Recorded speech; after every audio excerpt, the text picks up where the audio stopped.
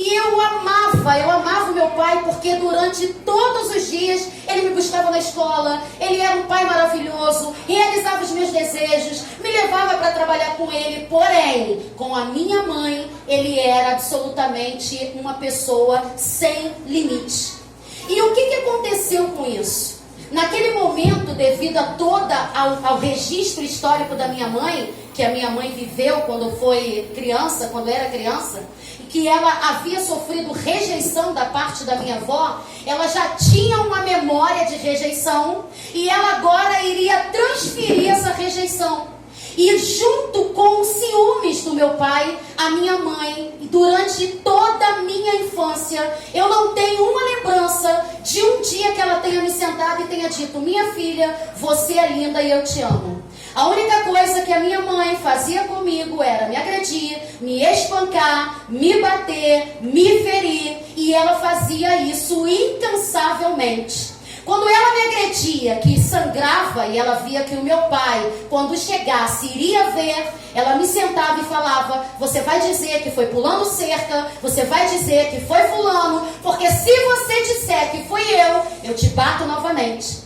Crescendo um pouquinho mais, eu chegava na escola com os meus braços todos pretos, porque eu só apanhava de pau, eu só apanhava de cinto. Então eu ia ferida para a escola, ao ponto da professora me sentar e dizer: quem fez isso com você? E eu dizia: a minha mãe. E ela dizia: eu vou denunciar, eu vou dar parte da sua mãe. Os meus pais se separaram e eu segui para um outro bairro. E ali eu me tornei praticamente mãe dos meus 2 irmãos aos 11 anos de idade. Pensa numa criança que aos 11 anos quer brincar. Pensa numa criança que aos 11 anos quer fazer coisas de crianças de 11 anos. Não. Eu tinha que estudar, pulando a janela, porque ficávamos presos. E quando eu voltava, eu tinha toda a responsabilidade de uma casa, como uma mulher. Então eu passava, eu lavava, eu cozinhava e eu faxinava. E quando ela chegava, ela olhava para as roupas, para a pilha de roupa, e ia desdobrando cada blusa para saber se eu havia passado à frente e o verso. E se isso não acontecesse, ela me pegava, me acurralava num canto, esfregava a blusa na minha cara, me dava uns 10 tapas na cara e eu tinha que ficar quieta. Pensa numa criança totalmente traumatizada. Aos 17 anos eu fico grávida da minha filha que está ali. Só que eu era uma pessoa, uma adolescente extremamente deprimida. Como assim, Viviane? O meu prazer era me trancar dentro de um quarto escuro e ali chorar à noite, à madrugada, porque eu sentia falta do meu pai. Então não havia nenhum sentido mais viver a minha vida. Então eu achava que a felicidade estava na morte. Então o que eu fazia? Pegava vários remédios, tomava vários remédios para dar cabo da minha vida, para morrer. Às vezes eu passava na rua, olhava uma carreta, via e me jogava, tentava me jogar na frente da carreta ou na frente de um carro, porque eu não tinha prazer em viver. Eu não tinha prazer em existir. E todos os momentos que eu estava no quarto escuro, eu estava deprimida, chorando e agora grávida de uma criança. Fui descobrir aos 5 para 6 meses. E ali naquele momento, a minha mãe me tirou, me expulsou de casa e ali começa uma outra trajetória. Eu hoje sou uma pessoa bem assim complicada nesse sentido, porque eu costumo dizer para as meninas: pensa numa pessoa que morou em mais de 48 casas, mais de 50 casas. Eu vivi com todo tipo de pessoas, vivi com todo tipo de família, porque depois de 1 ano e 6 meses que eu tive a minha filha, eu engravidei novamente, me casei e fui morar com uma outra pessoa. E essa pessoa, ele me batia praticamente todos os dias. E eu saía para trabalhar, os meus filhos ficavam com ele, e essa jovem que você ouviu louvando aqui, ela era vítima de abusos, de agressão, porque todos os dias que eu ia trabalhar, ela ficava com ele, e ele colocava ela entre as pernas e dava muitos socos na cabeça dela, beliscava, fazia atrocidades. Pensa numa criança toda ferida, toda marcada, ao ponto de chorar e sangrar. Ela ficou tão mal psicologicamente que o cabelo dela começou a cair e ela se mordia o tempo inteiro porque ela estava com tristeza e pesar de tudo que estava acontecendo e ela não tinha o que fazer porque eu não enxergava e ninguém enxergava aquilo tudo acontecendo com ela. Me separei, voltei para a casa da minha mãe e aos 30 anos, através de uma oração de desespero, um dia dentro da minha casa, eu estava lá chorando, deprimida novamente, querendo arrumar um trabalho. Liguei para um lugar que achava que era uma clínica para arrumar como recepcionista. E quando aquele homem me atendeu, ele disse assim, eu disse, é do Memorial Saúde? E ele, não, jovem, aqui não é a casa da saúde carnal, aqui é a casa da saúde espiritual. Meu nome é Pastor Jorge, e eu estava de joelhos dobrados, quando o Deus da minha salvação me disse, seu telefone vai tocar, o nome dela é Viviane, e você vai orar por ela, fecha os teus olhos. E naquele momento, ele começou a contar toda a minha história, e de pé eu perdi as minhas forças e me deitei no chão quando ele começou a revelar tudo que eu tinha vivido e tudo que eu estava vivendo. A partir dali ele me fez um convite e eu fui até aquele lugar.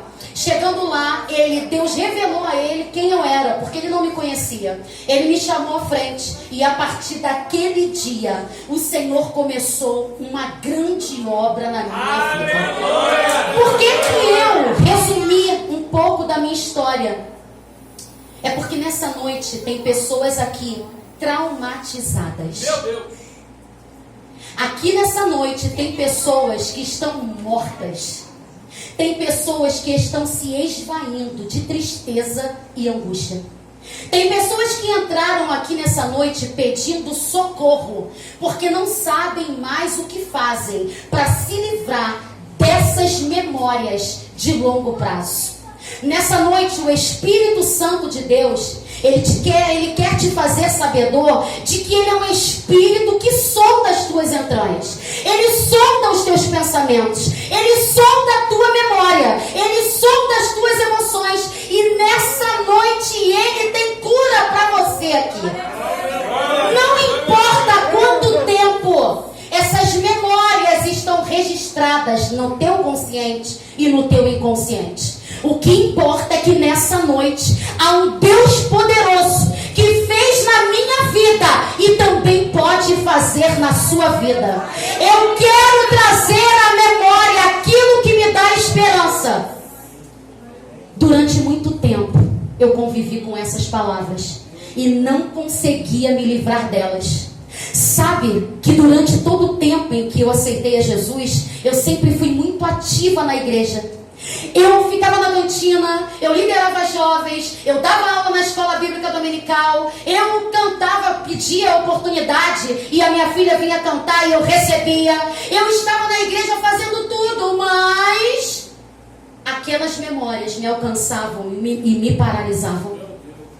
Aquelas memórias volta e meia me faziam entristecer, me faziam parar, me paralisavam. E eu clamava ao Senhor e dizia: Senhor, essas palavras que eu ouvi ficam o tempo inteiro martelando a minha alma, Senhor, me socorre. Porque eu parava no meio do caminho. Tudo que eu começava, eu não terminava. Por quê? Porque as memórias estavam vindo à tona constantemente na minha mente e aquilo me amarrava e me paralisava. Foi quando eu comecei a clamar ao Senhor pela cura.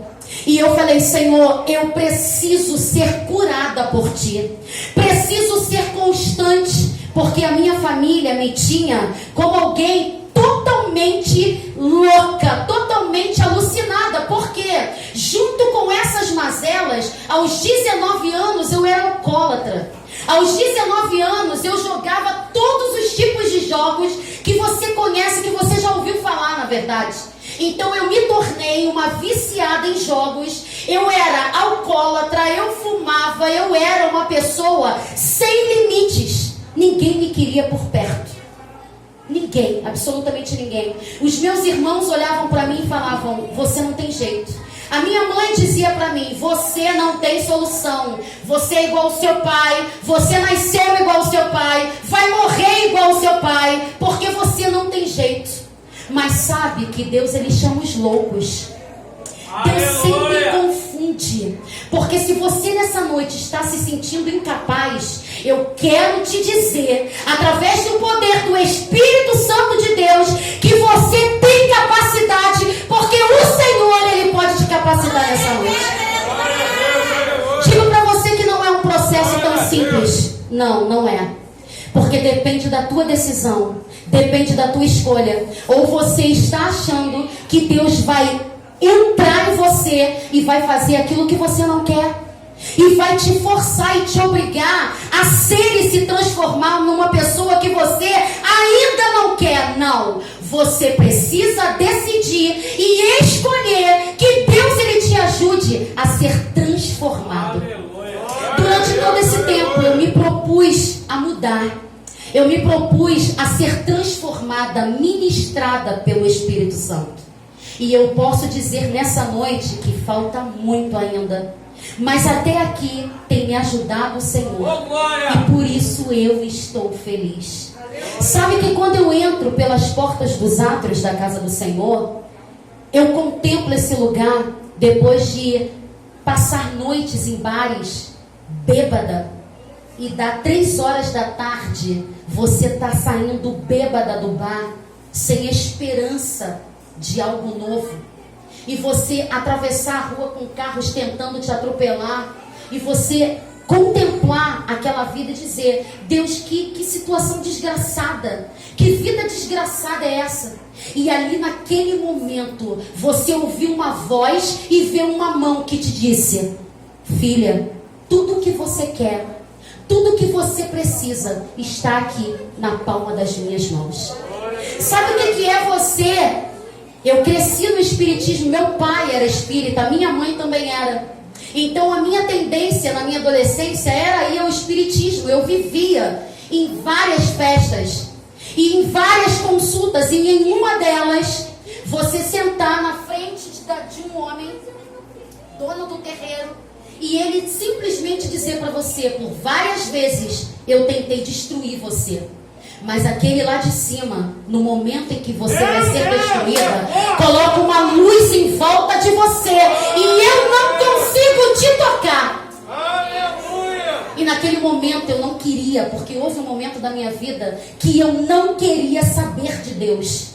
Quando alguém chegava dizendo: jovem, Deus tem uma obra na sua vida, Deus tem um propósito na sua vida, a minha mão se fechava e eu tinha vontade de dar um soco na pessoa, porque eu não queria ouvir falar em Jesus. E naquele momento, mesmo naquela situação, as misericórdias, a misericórdia do Senhor não permitia que eu fosse consumida. Eu quero te dizer nessa noite que há um Deus que cuida de você. A palavra do Senhor vai dizer que quando Jeremias ele é chamado, Deus diz para Jeremias: Jeremias, antes de você ser formado no ventre da sua mãe, eu te conheci. Sabe que depois que você nasceu, a sua vida tomou outros rumos.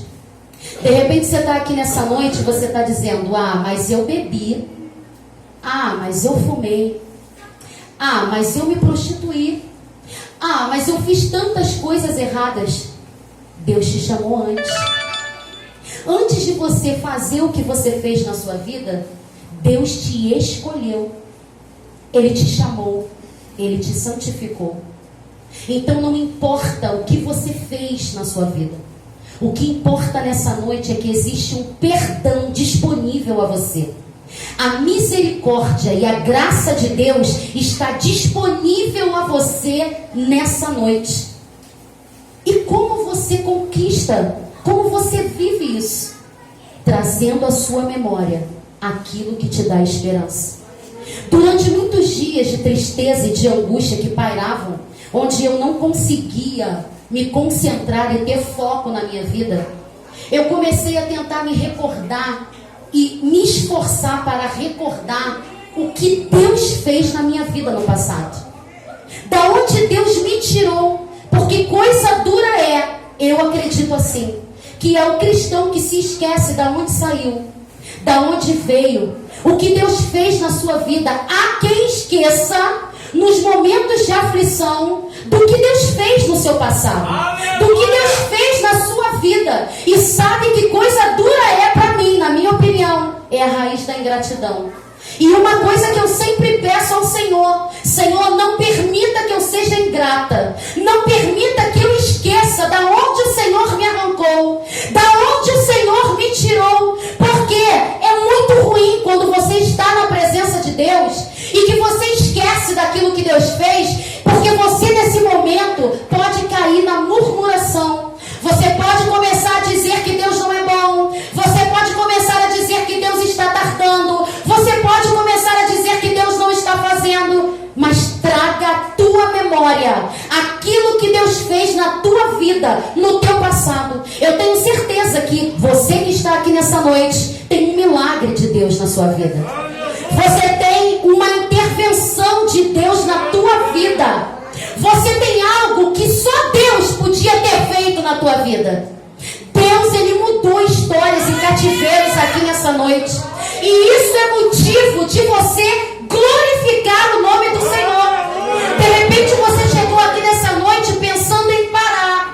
De repente você chegou aqui nessa noite pensando em desistir. De repente você chegou aqui nessa noite cansado de viver na presença de Deus. Mas nessa noite Deus está te dizendo: a minha misericórdia não permitiu que você fosse consumido nessa tribulação, nessa perseguição, nessa calúnia que você está vivendo. Nessa noite, decida trazer à tua memória aquilo que te dá a esperança, porque as misericórdias do Senhor não permitiram que você padecesse, não permitiram que você desfalecesse.